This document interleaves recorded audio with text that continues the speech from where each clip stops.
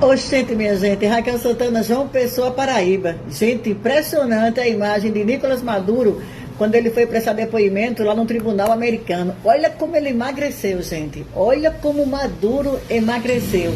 Que diferença, né? Daquele ditador gordão que vivia se empanturrando de iguarias, comidas maravilhosas, às custas da miséria, da pobreza do povo venezuelano. Ele agora está sentindo um pouquinho da fome, né? Que tanto ele fez os pobres miseráveis venezuelanos passar.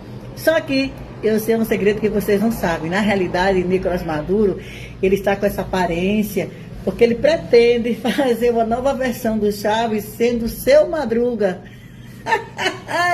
Seja sincero, tá parecendo com o seu Madruga ou não tá? Queria ter pena, mas eu lembro que tem pena galinha, eu não posso ter. Como é bom ver comunista, ditador sofrer.